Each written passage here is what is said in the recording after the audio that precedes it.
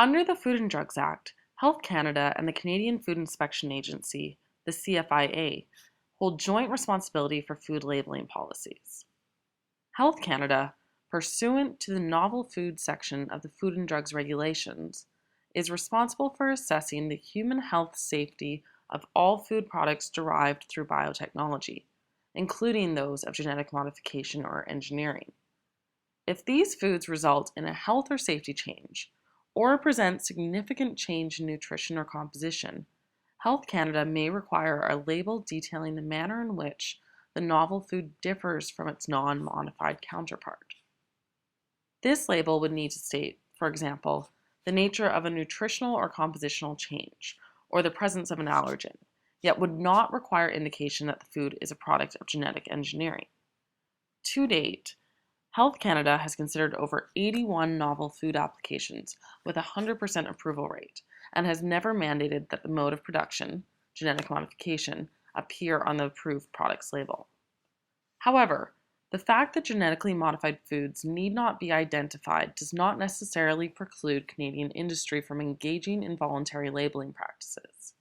The Canadian Food Inspection Agency is responsible for food labeling not related to health and safety, and it is particularly concerned with protecting consumers from misrepresentation and fraud with respect to labeling, packaging, and advertising.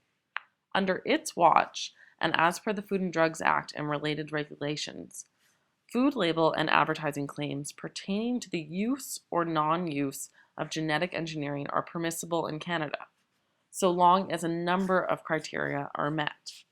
The claim must be truthful, not misleading, not deceptive, not likely to create an erroneous impression of a food's character, value, composition, merit, or safety, and must be in compliance with all other regulatory requirements set out in relevant legislation. For example, it is fine to label a specific corn as not the product of genetic engineering, so long as it verifiably contains no greater than 5% material derived from genetically engineered sources.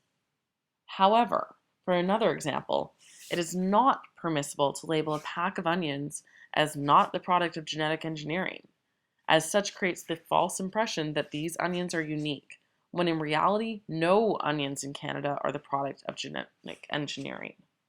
Such a claim is misleading, but could be adequately remedied by a simple rephrase.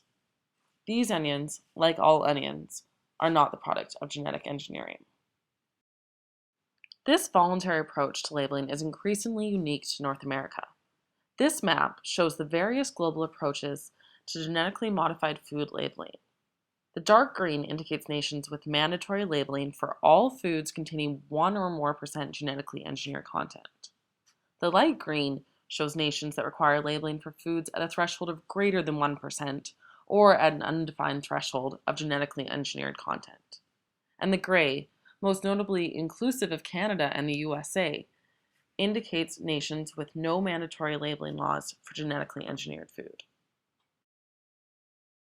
While many argue that Canada should follow Europe's footsteps and implement mandatory labeling laws, there simply exists a lack of scientific evidence of harm to instigate Health Canada to do so on a health and safety basis.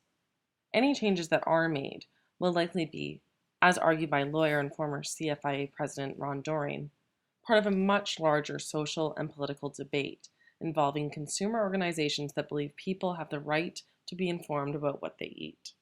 If the consumer demand grows strong enough, we are likely to see a shift in industry towards more participation in voluntary labeling practices, which will in turn perhaps instigate regulatory change to the point of mandatory labeling imposed at the regulatory level.